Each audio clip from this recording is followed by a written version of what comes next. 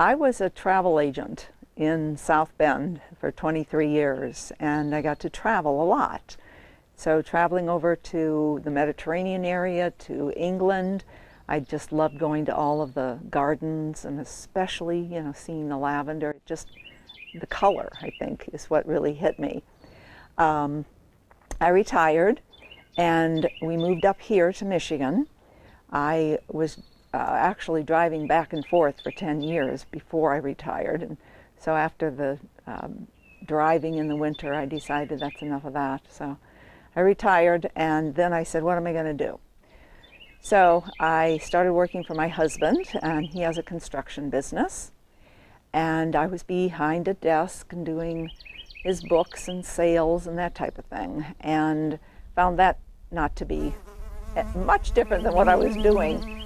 I wanted to do something outside, so I was sitting there looking out on a February day.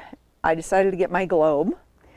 I looked at the globe, and I looked over in the Mediterranean area where I'd seen these beautiful farms, and then I followed the latitude lines over, and sure enough, it came right to Michigan. I couldn't believe it. So I said, I wonder if I could grow this here.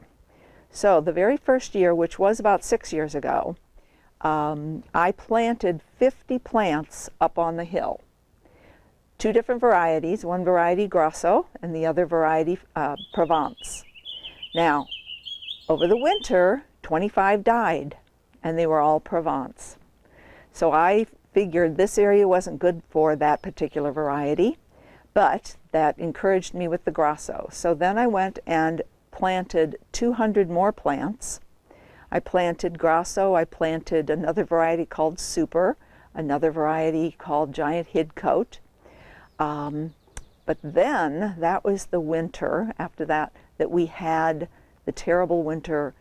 I lost 70% of my plants because the temperature had gone down to 11 below and there was no snow cover. So I was about ready to hang it up and just, put a few in my garden, and that was it. But my husband was very encouraging, and he said, no, let's try, put in some more. So then we went and we started planting all the way up the hill and around. I had at that point joined the USLGA, which is the United States Lavender Growers Association, and I learned a whole lot more from them. I am now the vice president of the organization, and there are about 250 members across the U.S. We share information. I learned that there is a particular variety that is very hardy to this area, and it's called Phenomenal. That's what I have primarily going all the way up the hill. It's a nice dark purple, long-stemmed, and very good for essential oil. That is only 2 years old, and they're almost as large as the Grosso that was planted about 5 years ago. It does take from 3 to 4 years to get a mature plant.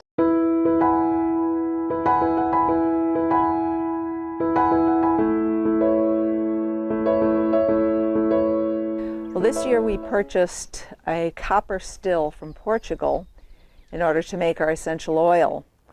We are currently processing the Phenomenal variety, and probably within the next few days we're going to switch and be processing some of the Grosso variety.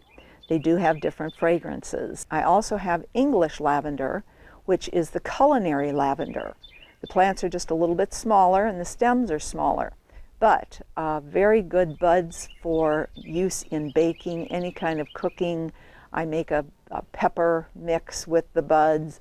We sell the buds by themselves for people to be able to make their own breads and baking and all kinds of things. There are tons of recipes on the internet, and a friend of mine actually wrote a cookbook, and I have it in my shop as well. But those are the two main varieties that grow well here. There are a lot of other varieties, but in our environment they just don't make it. After harvest, there are several things we do. Some we harvest just for the oil, and we make essential oil, lavender essential oil. Some we harvest for the buds, as I was talking about, English lavender, primarily in the culinary market. Some we harvest again for the buds to make sachets and soaps. Your French lavender, your hybrid lavender, is more aromatic. It has more camphor in it. So it has a much larger fragrance to it, whereas your English lavender is more of a floral note. So therefore, for your bouquets, your soaps, your lotions, shampoos, sachets, everything, the French lavender is the best. Right now, I just attend one market. I go to the Mendon Farmers Market here in Michigan. And we've just opened our store this year, primarily. That's why I only go to one market.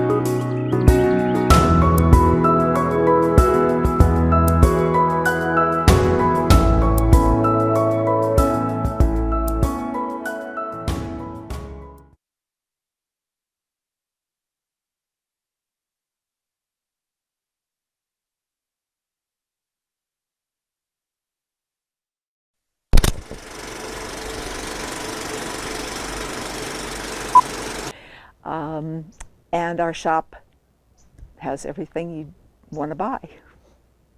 Okay. That was really bad. Oh, yeah. Primarily why we do that. What was the other question? Oh,